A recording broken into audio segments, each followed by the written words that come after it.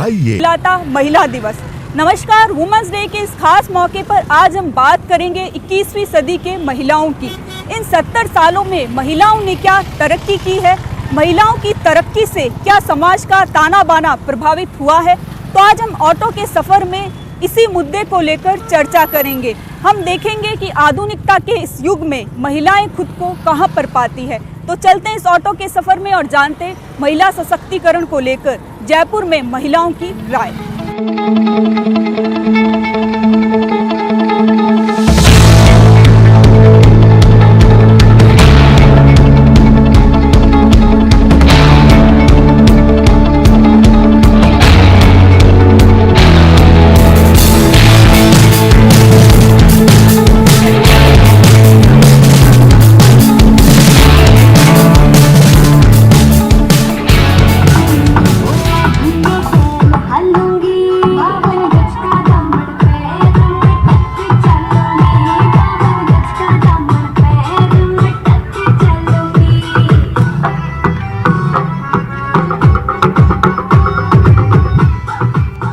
हर माता पिता के सम्मान और गर्व की बात होती है एक बेटी। हमारे साथ ऐसी कुछ बेटियां हैं, युवा लड़कियां हैं जो कॉलेज जाती है, कईयों ने ग्रेजुएशन कर लिया है, कईयों ने 12th किया है, वो अपना करियर बना रही है, अपने सपने देख रही है, नई उड़ान भर रही है।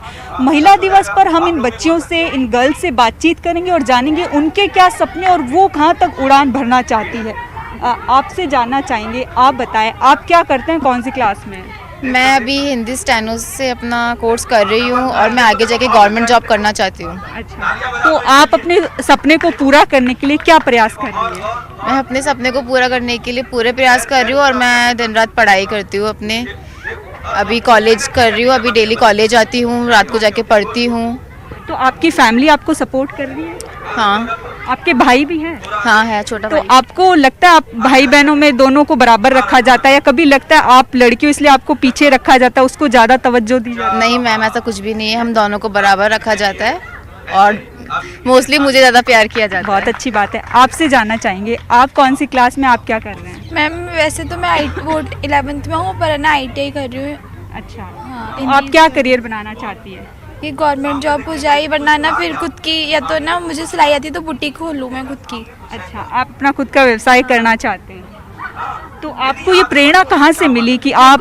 मेरे पापा सिलाई करते हैं, मतलब हमारी पूरी फैमिली में सिलाई होती है, तो वैसे मुझे सिलाई आती है, तो इस वजह से। आप क्या सपने देखती है और आपको क्या लगता है आप कहाँ आपके सपने में रुकावट आती है, आपको क्या प्रॉब्लम में फेस करनी पड़ती है? मेरे को खुद से फेस करना पड़ता है। मैं ना खुद पर ही विश्वास नहीं कर पाती हूँ कि मैं ये कर पाऊँगी। जैसे मेरा क्या है, मैं पढ़ने में शुरुआत से ही नॉर्मल थी। हाँ। मैंने ज़्यादा कभी हाई हाँ। मेरी सिस्टर है बड़ी वाली, वो अच्छा पढ़ती है। हाँ। तो मेरी मम्मी बोलती है, मम्मी नहीं बोलती पापा बोलते हैं हाँ। कि देखो इसके जैसे बनो, तुम इसके जैसा करो। मतलब पापा मम्मी मोटिवेट करते कि आप पढ़ो, कुछ बनो। हाँ, पर मेरे को पढ़ाई से इतना नहीं है, मैं कुछ और अलग करना चाहती हूँ। एक्चुअली आप जब पढ़ाई में ज़्यादा अच्छे नहीं हो, इसलिए आप में आत्मविश्वास की कमी है, इसलिए आप सोचते हो आप ये नहीं कर पाओगे। हाँ, पर मैं फिर भी है ना ऐसा कर लेती हूँ कि नहीं मुझे करना, मैं करूँगी तो मुझे ये चीज़ तो मैं करके रहूँ। तो मैं चाहती हूँ कि इससे पहले मैं और मेरी सिस्टर दोनों चाहते हैं शादी से पहले आप खुद अपना कुछ सेट करना चाहते हाँ, और मम्मी को घर गिफ्ट करके जाना है। हैं। अरे वाह, बहुत अच्छा। आप बताएं मुझे। मैं भी IIT की स्टूडेंट हूँ और मैं मैरिड हूँ, मेरी बेटी भी है। हाँ। मैं उसको छोड़ के आती हूँ सिर्फ इसलिए कि मैं आर्थिक रूप से सक्षम हो सकूँ, ताकि उसको बेहतर जीवन दे ताकि उसको बेहतर फ्यूचर दे सकूँ और उसके लिए एक आइडियल रख सकूँ कि नहीं, दिक्कतें कितनी भी आए, अगर आपका दृढ़ विश्वास है तो आप जरूर कुछ ना आपका कुछ बहुत अच्छा प्रयास है और आपको बहुत बहुत बस मैं शुभकामनाएं। उम्मीद करती हूँ कि मैं अपने प्रयास में पूरी सफल हो सकूँ। आप बताएं आप क्या कर रहे हैं, कौन सी क्लास में? मैं IIT कर रही हूँ। मैं ग्रेजुएशन कर ली मैंने। ग्रेजुएशन कौन सी स्ट्रीम में किया है? BCom कर रखा है और MA कर रखा है ड्राइंग से। अच्छा, अब आप अपना करियर आगे बनाना चाहते आगे हैं? बनाना चाहती हूँ, मुझे पेंटिंग बहुत पसंद है, अच्छा तो उसी फील्ड में और आगे जाना चाहती हूँ। अच्छा, तो फैमिली और सब सपोर्ट कर रही है? हाँ, कर रहे हैं सब। आप बताएं आप क्या सोचते हैं? नमस्कार, मेरा नाम मनीषा है, मैं कोपा ITI से हूँ। एक आज की तारीख में देखा जाए तो सरकार का बहुत अच्छा योगदान है गर्ल्स को आगे बढ़ाने के लिए, एक सक्सेसफुल लाइफ के लिए। आज हम इस एग्जीबिशन में हमारे को ITI से भेजा गया है कि यहाँ पे देखो लोग, महिलाएं कहाँ से आई हैं और कुछ सीखने को मिला है कि हम भी ऐसा कुछ कर सकते हैं। और इसमें गवर्नमेंट का बहुत ज़्यादा सपोर्ट है। आज महिला ITI में है, इसमें जिसकी फैमिली सपोर्ट नहीं करती है या जिनके पास पैसा नहीं है, वो भी इसमें अच्छे नंबरों से ITI करके अच्छी जॉब लग सकता है। आप बताएं, आप क्या चाहती है, आप कैसे आगे बढ़ना चाहती है? मैं गवर्नमेंट जॉब की तैयारी करना चाहती हूँ, पर मेरी ये कि मैं गवर्नमेंट ना हो तो प्राइवेट भी कर सकती हूँ, और मैं ITI लेकिन अपने पैरों पे खड़ा होना चाहते हो? खड़ा होना चाहती हूँ मैं अपने पैरों पे, क्योंकि मम्मी पापा की भी इच्छा होती है कि भाई हमारी बेटी कुछ करे या औरों के सामने भी कुछ ऐसा बने, ये चाहते हैं, तो हम भी ये कोशिश करना चाहते हैं। आज की जो युवती, आज की जो नारी है वो बहुत मजबूत हो रही है, वो आगे बढ़ रही है, अपना करियर बना रही है, वो भी एक पुरुष के साथ कंधे से कंधा मिलाकर मिलाना चाहती है ये। मैं कहती हूँ मिल भी रही हैं। अगर नेवी में 4 बच्चियों का यूनिट अगर फर्स्ट हो सकता है तो हम बाकी तो इस सेगमेंट में क्यों नहीं कर सकते।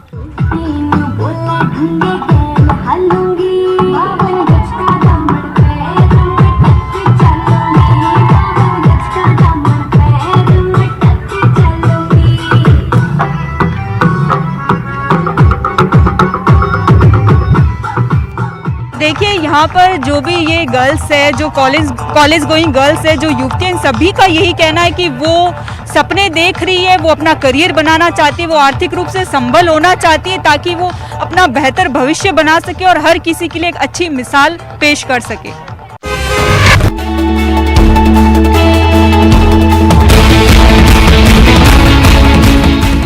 लड़की का बचपन अपने माता पिता के साथ बीतता है, वो पढ़ती लिखती और फिर शादी करके ससुराल आ जाती है।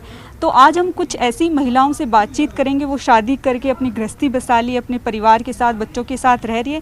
इन महिलाओं से हम बातचीत करेंगे और जानेंगे कि उन्होंने महिला होने की वजह से क्या सफ़र किया है, क्या महिला होने की वजह से उनको कहीं लगा है कि वो कुछ नहीं कर पा रही, या करियर में कहीं बाधा हुई है, महिला और पुरुष को कहाँ समान समझा जा रहा है या नहीं समझा जा रहा है। हमारे साथ कुछ महिलाएं हैं, उनके साथ बातचीत करते हैं।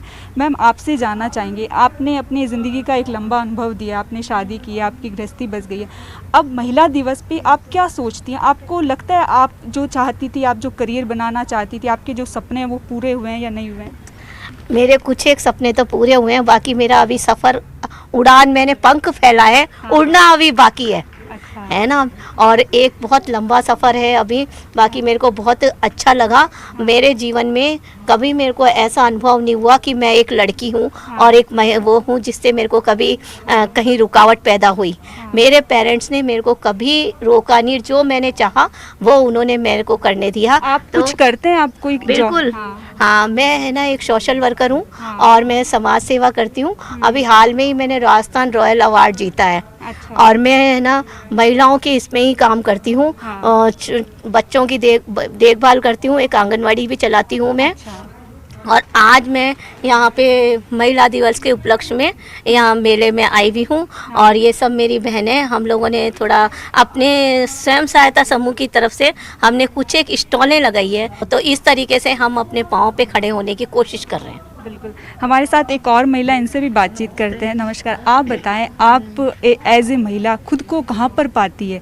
आपको लगता है आपने जो सपने देखे थे, जो आपकी उम्मीदें हैं, वो पूरी हुई है? ऐसा कभी फील नहीं हुआ कि हाँ मैं एक महिला हूँ, महिला कुछ नहीं कर सकती। चाहे ना महिला बहुत कुछ कर सकती हैं, अगर परिवार वाले पूरा सपोर्ट करें उनका, तो बहुत अच्छे से वो हर चीज़ में अपने आप को। तो आपकी फैमिली ने, आपके ससुराल वालों ने आपको पूरा सपोर्ट किया? मेरे ससुराल वालों में तो मेरे पति ने मेरा हर जगह सपोर्ट किया है और कभी मुझे कभी किसी चीज़ के लिए रोका टोका नहीं। चाहे मैं कितने बजे घर पे आऊँ, मैं जाऊँ, बस विश्वास जो है वो बना हुआ है और कभी नहीं रोका। और मैं उन्हीं के इस विश्वास को ही कायम रखते हुए मैं अपने सफ़र में मैं चल रही हूँ। आज की महिला बहुत स्ट्रांग हुई है, फाइनेंशियली भी और वैसे भी और समझदार भी है महिलाएं।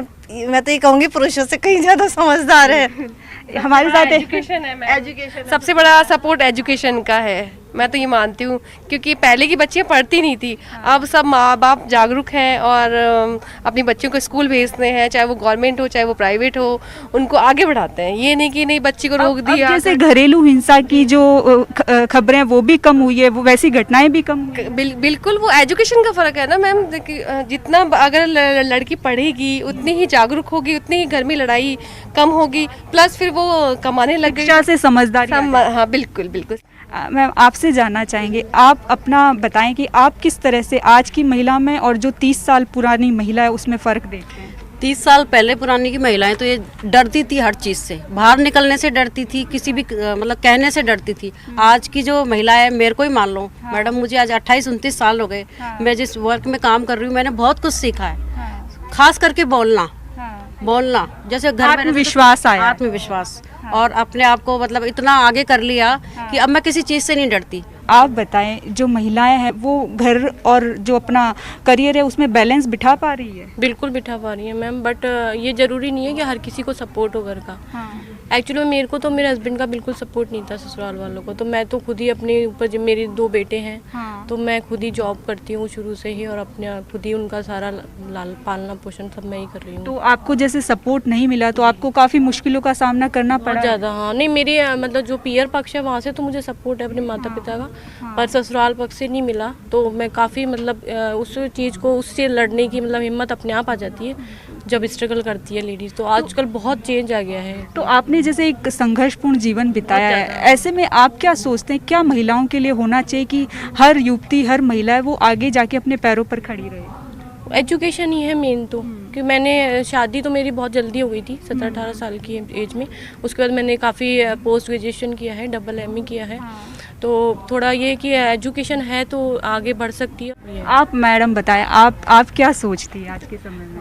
देखिए, इनका कहना भी सही था, उनका कहना भी सही था कि भाई महिला बहुत शिक्षित होनी चाहिए। मैं मानती हूँ महिला शिक्षित होनी चाहिए, लेकिन एक सिक्योरिटी देख के अपन चले ना, तो अभी इस टाइम पे मुझे ऐसा नहीं लगता कि हर महिला मतलब अपने आप को इतनी सिक्योर मानती होगी। ग्रामीण में तो अभी भी इतनी प्रॉब्लम है। आप ग्रामीण में चले जाएंगे ना तो महिला मतलब अगर जेठ पिता सब बैठे होंगे ना तो वो वहाँ जाती भी नहीं है इनफैक्ट। और ऐसा नहीं पढ़ी लिखी नहीं है, हमने खुद ने देखा है कि महिला मतलब जो ग्रामीण में है ना, MA करी हुई मिलेंगी आपको, कईयों ने इतनी अच्छी पढ़ाई कर रखी होगी, लेकिन सिर्फ ग्रामीण में कि उनको जो उनका माहौल ऐसा मिला ना समाज का कि भाई आप ससुराल जा रहे हैं तो आपको दब के रहना ही है, तो वो इतनी पढ़ी होने के बाद भी दबी पड़ी है और वो अपनी हर इच्छा मारती है। आज का टाइम है वो महिलाओं के लिए अच्छा है, महिलाएं सशक्त हो रही है, आगे बढ़ रही है। हाँ, अभी मेरे तो परिवार में भी बड़ा सहयोग मिला और मेरे हस्बैंड का मुझे काफ़ी सहयोग मिला है। इसकी वजह से मैं जॉब भी कर रही हूँ और आगे अभी पढ़ाई भी मेरी जारी है। आप जैसे ग्रामीण ट्राइबल इलाके की महिलाओं को शिक्षित कर रही है, तो आपको क्या उनकी समस्याएं सबसे ज़्यादा देखने को मिल रही, क्या उनके सामने सबसे बड़ी परेशानियां, प्रॉब्लम आ रही है? सबसे बड़ी समस्या तो मैम ये आ रही है कि उनके वहाँ मतलब एजुकेशन की लेक ऑफ एजुकेशन है, तो उसके अकॉर्डिंग वो मतलब जो समस्याएं फेस करती है उसका सॉल्यूशन नहीं निकल पा रहा। तो हम अलग अलग PLA मीटिंग होती है या कम्युनिटी मीटिंग में उनको मतलब सपोर्ट करते हैं कि किस किस प्रकार से उनके समस्याओं का समाधान हो सकता है। आप बताएं, आप कैसे महिलाओं के उत्थान के लिए काम कर रही है? मतलब मैं अपनी संस्था में CMA टाटा संस्था है, उसमें माहवारी को लेकर काम करती हूँ, जिसमें महिलाओं को स्वास्थ्य स्वच्छता के बारे में, उनको प्रोडक्ट्स के बारे में जानकारियाँ देते हैं। बिल्कुल, हम देख सकते हैं यहाँ पर जो भी ये महिलाएं हैं, युवतियाँ, इन सब ने एक ही बात कही है कि महिला को, एक युवती को, एक बालिका को सशक्त करने के लिए शिक्षा सबसे ज़रूरी है और उसमें परिवार को पूरा सपोर्ट करना चाहिए। एक शिक्षित महिला ही आगे जाकर स्वावलंबी बन सकती है, आर्थिक रूप से संबल हो सकती है। इसलिए हर युवती को, हर बालिका को शिक्षित करना महिला सशक्तिकरण के लिए बहुत ही ज़रूरी है।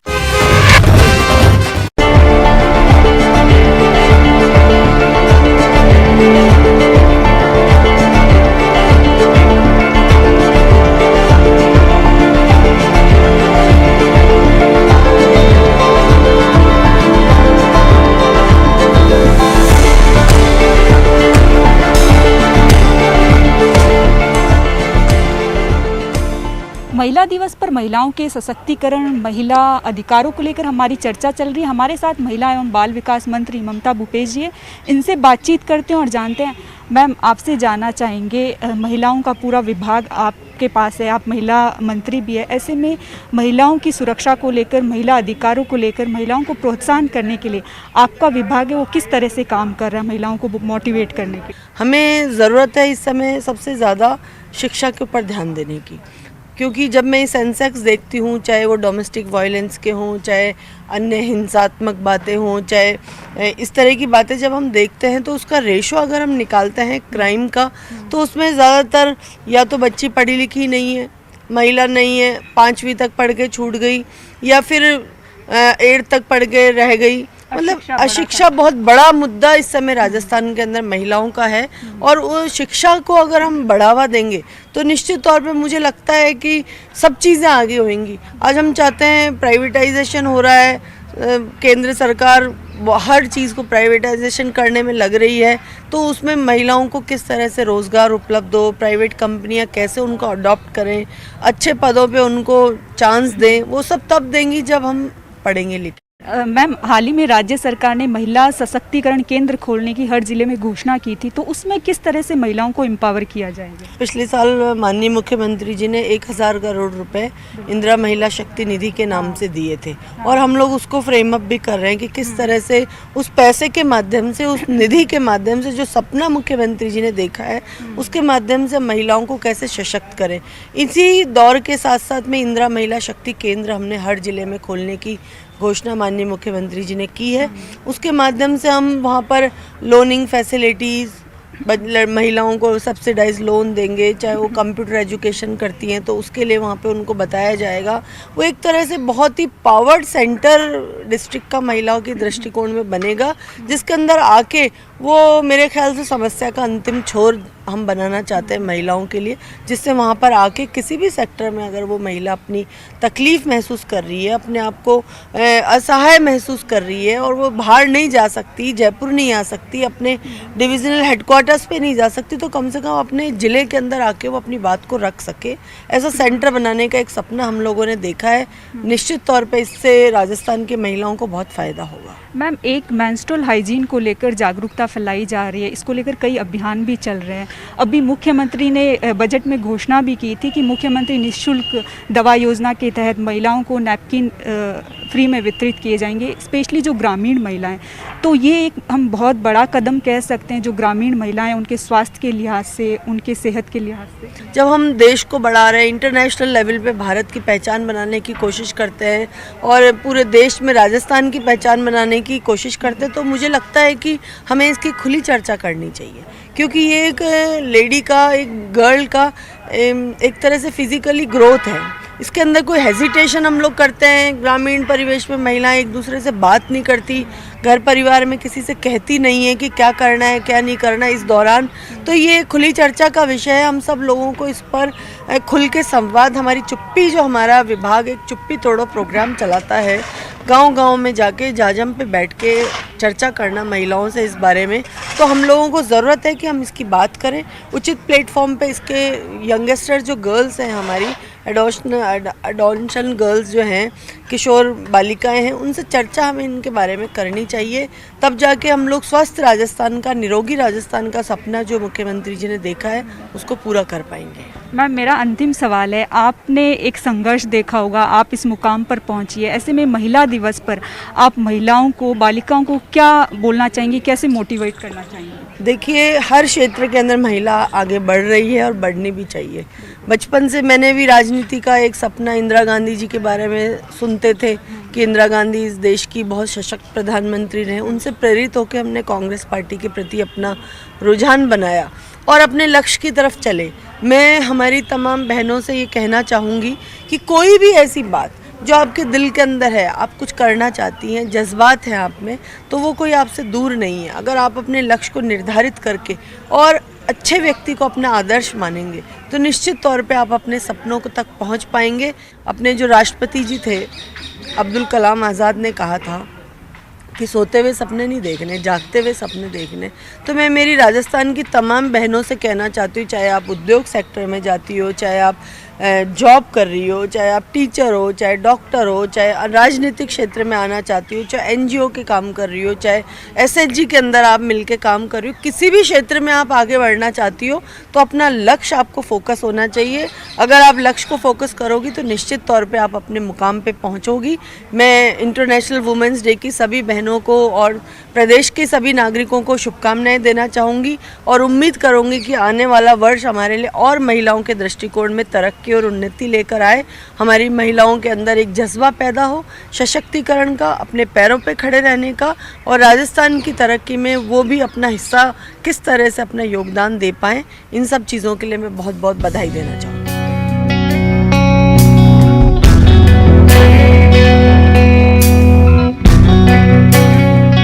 नारी के बिना इस दुनिया की कल्पना नहीं की जा सकती है।